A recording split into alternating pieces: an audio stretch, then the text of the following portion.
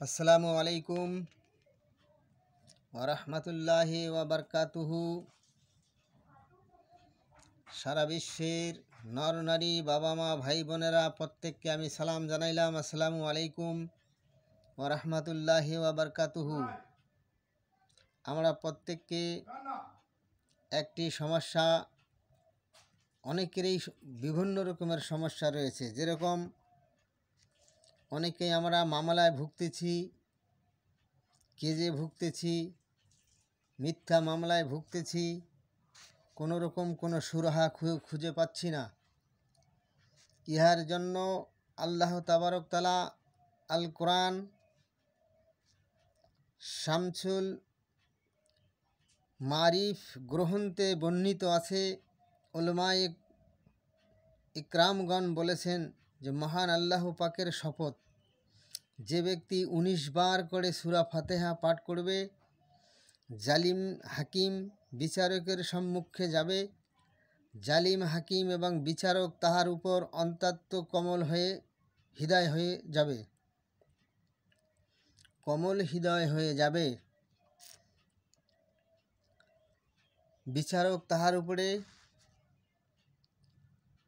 নরম ভাষায় কথা বলবে এবং তার সুবিচার করে দেবেন। সূরা ফাতিহা আলহামদুলিল্লাহি রাব্বিল আলামিন আর রহমানির রহিম মালিকি ইয়াউমিদ্দিন ইয়্যাকা না'বুদু ওয়া ইয়্যাকা নাস্তাঈন ইহদিনাস সিরাতাল মুস্তাকিম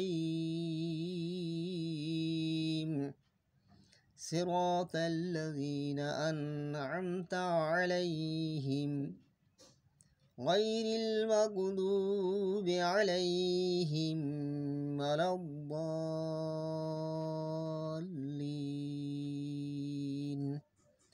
এই সূরাটি প্রত্যেক দিন এশার নামাজ পড়ে 19 বার করে পাঠ করতে হবে। 19 বার।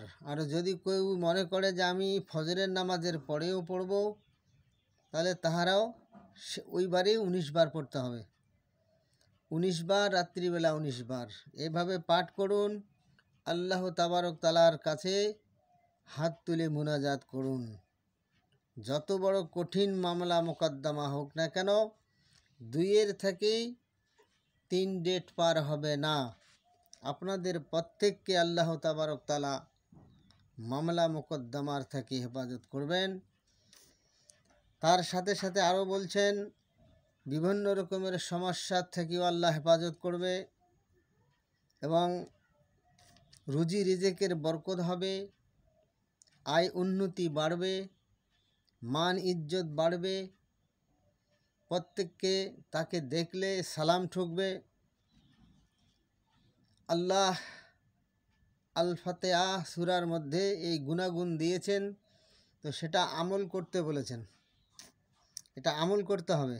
এশার নামাজের পরে 19 বার, ফজরের নামাজের পরে 19 বার। এখন দেখা গেল কেউ ফজরের পরে পড়ার সুযোগ পেল না, এশার নামাজের পরে 19 বার পড়তেই হবে।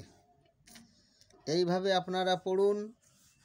ইনশাআল্লাহ আল্লাহ তাবারক তাআলা আমাদের প্রত্যেককে যে কোনো মামলা মোকদ্দমা, বিপদ আপদ, অসুখ বিসুখ, অভাব অনাটন, এই সমস্ত যা আছে সমস্ত থেকে আল্লাহ তাবারক তাআলা হেফাজত করবে। সূরা আল ফাতিহা। এবং আপনারা দয়া করে এটাকে সাবস্ক্রাইব করে রাখুন এবং শেয়ার করুন, লাইক করে দিন। দয়া করে শেয়ার করবেন, অন্য লোকের কাছে জিনিসগুলো পৌঁছে যাক।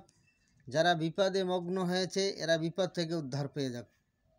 দয়া করে আপনারা প্রত্যেকের কাছে এটা পৌঁছে দেওয়ার চেষ্টা করুন, তাতে আপনারাও সওয়াবের অংশী হবেন। আমি যে জানিয়ে দিচ্ছি আমিও সওয়াবের অংশী হলাম। আর মুসলমানদের কাজ হচ্ছে যে কোনো ইলম শিক্ষার পরে, শোনার পরে যে কোনো ভাইদের কাছে পৌঁছিয়ে দেওয়া।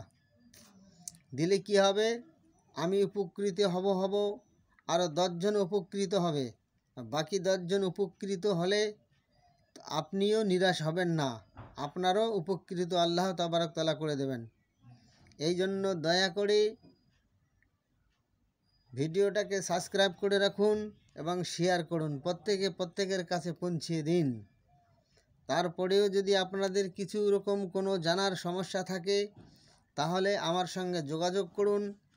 আমার নম্বর হচ্ছে 9609202142, 9609202142।